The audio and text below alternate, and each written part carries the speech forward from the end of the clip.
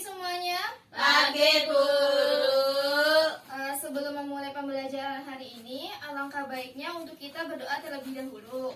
Untuk ketua kelasnya silakan memimpin doa. Sudah siap. Sudah mulai.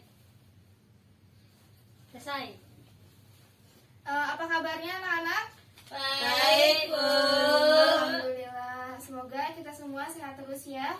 Iya, Bu. Sebelum Ibu mulai, Ibu akan absen terlebih dahulu. Ida Triana, Hadirah Bu. Halda, Hadirah. Safilania, Hadirah. Indina. Sakit Bu. Indina sakit apa? Demam. Semoga Indina cepat sembuh ya, kita doain sama-sama. Terus nanti juga jangan lupa untuk dijenguk ya. Ibu. Pembelajaran pada hari ini terkait dengan Al-Quran dan hadis sebagai pedoman hidup. Dengan pelajaran hari ini, maka kita akan tahu apa itu Al-Quran, apa itu hadis, terus fungsi dari Al-Quran itu apa, fungsi dari hadis itu apa, dan bagaimana bentuk kita mencintai Al-Quran dan juga hadis sebagai pedoman hidup. Sekarang Ibu akan ngejelasin.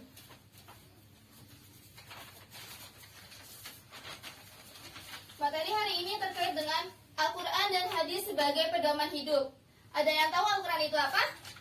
Kitab suci Bu. Iya, betul sekali. Kita sebagai umat muslim pasti sudah tahu itu Al-Quran itu apa. Sedangkan ada yang tahu hadis itu apa?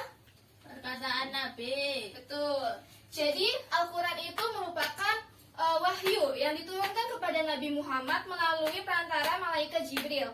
Ada yang tahu berapa surah yang terdapat di dalam Al-Quran? 114 nih Bu. Betul sekali, Alda. Jadi Al-Quran itu terdiri atas 114 surah. Ada yang tahu berapa ayat?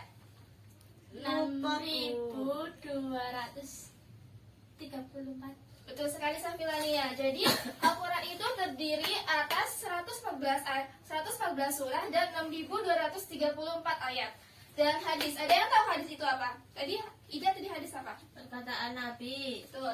Jadi hadis itu bukan hanya perkataan Nabi, melainkan juga perbuatan, perilaku, dan kebiasaan Nabi.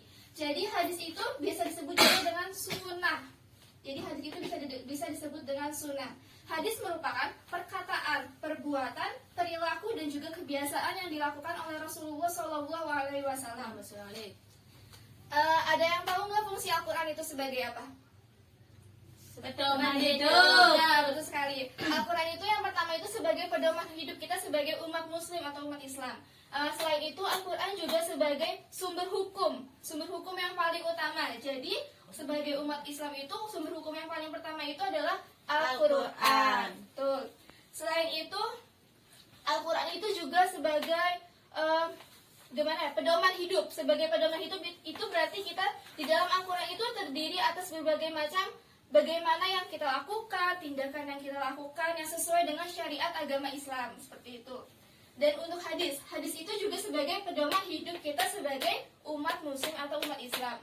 Di dalam hadis itu juga terdiri atas berbagai macam perkataan, perbuatan, dan juga perilaku yang dilakukan oleh Rasulullah SAW. Di mana hadis merupakan sumber hukum yang kedua setelah adanya Al-Quran. Sebenarnya sumber hukum itu selain Al-Quran dan hadis ada juga dua lagi. Jadi sumber hukum umat Islam itu ada 4, tapi di sini kita hanya akan membahas tentang Al-Quran dan hadis sebagai pedoman hidup kita gitu. Jadi fungsi utama Al-Quran dan hadis itu adalah sebagai sumber hukum utama, seperti itu. Selanjutnya yaitu hadis itu juga sebagai penegas yang ada di dalam Al-Quran. Jadi kan banyak sekali hukum-hukum yang terdapat di dalam Al-Quran. Penjelasan-penjelasan yang di dalam Al-Quran itu nanti diperjelas lagi oleh hadis. Mengapa demikian? Karena di dalam Al-Quran itu berisi sesuatu yang bersifat umum, yang tidak semuanya itu dapat dipahami dan dimengerti. Oleh karena itu, adanya hadis itu sebagai penguat akan yang ada di dalam Al-Quran. Selanjutnya di dalam Al-Quran sekarang. Al-Quran itu terdiri atas beberapa macam ilmu pengetahuan. Gak cuma ilmu pengetahuan kedokteran, tetapi juga dengan beribadah dan lain-lainnya seperti itu. Oh iya, ada yang tahu nggak perintah Al-Quran sebagai pedoman hidup itu ada di dalam Quran surat apa? Ada Al-Baqarah. Betul sekali Safilania. Jadi, Al-Quran sebagai pedoman hidup itu terdapat di dalam Quran surat Al-Baqarah ayat 2. Ada yang tahu bunyinya? Ada yang tahu nggak? Coba sambilannya gimana bunyinya? Al-Quran surat Al-Baqarah ayat 2. Bismillahirrahmanirrahim. Zalikal kitabul la raiba fihi hudan lil muttaqin. Ya, jadi Quran surat Al-Baqarah ayat 2 itu berisikan bahwa Al-Quran itu sebagai pedoman hidup kita sebagai umat muslim, di mana Al-Quran sebagai pedoman untuk umatnya yang bertakwa seperti itu. Kan tadi Ibu udah ngejelasin bahwa adanya hadis itu sebagai penguat akan apa yang dijelaskan di dalam Al-Quran. Mengapa demikian? Karena yang dijelaskan di dalam Al-Quran banyak sekali yang bersifat umum atau global. Dan itu tuh gunanya hadis itu untuk memperjelas apa yang ada di dalam Al-Quran. Seperti contohnya itu adalah dalam perintah ibadah sholat. Di dalam Quran surat Al-Baqarah ayat 42, yang dimana dijelaskan bahwa tegakkanlah sholat, tunaikanlah zakat, dan rukulah bersama dengan orang-orang yang ruku. Di dalam Quran surat Al-Baqarah ayat 42 itu udah dijelasin tuh bagaimana sih perintah sholatnya seperti apa. Dan adanya hadis untuk menegaskan apa yang dijelaskan di Quran surat Al-Baqarah ayat 42.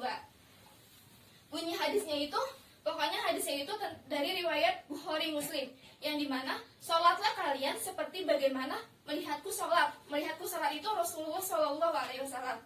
Jadi kita di Quran surat Al-Baqarah ayat 42 diperintahkan untuk melaksanakan sholat, dan hadisnya itu menegaskan sholatnya itu seperti sebagaimana Nabi Muhammad SAW itu sholat seperti itu. Mungkin udah Ibu jelasin ya tadi, Al-Quran itu apa, hadis itu apa, fungsinya itu untuk apa, dan bagaimana sih sekarang, bagaimana cara mengimplementasikan bentuk kita sebagai umat muslim akan kecintaan kita terhadap Al-Quran, dan bagaimana cara membuktikan bahwa Al-Quran itu sebagai pedoman hidup kita. Ada yang tahu? Belum. Jadi, Al-Quran sebagai pedoman hidup itu dapat kita implementasikan dalam kegiatan kita sehari-hari, seperti membacanya, menghafalkannya, dan mengkajinya atau mendalaminya, terus juga ada mengamalkannya. Jadi yang paling utama itu adalah mengamalkannya. Apa yang kita udah hafalkan, apa yang kita baca, itu kita amalkan di dalam kegiatan sehari-hari. Mungkin cukup sekian penjelasan dari Ibu. Ada yang mau ditanyakan? Enggak, Bu. Karena nggak ada yang ditanyakan, dan Ibu yang nanya ke kalian. Coba tadi Al-Quran itu apa? Pedoman hidup. Betul sekali. Hadis itu apa? Perkataan Nabi, perbuatan, dan perilaku. Ya, perilaku yang dilakukan oleh Rasulullah SAW.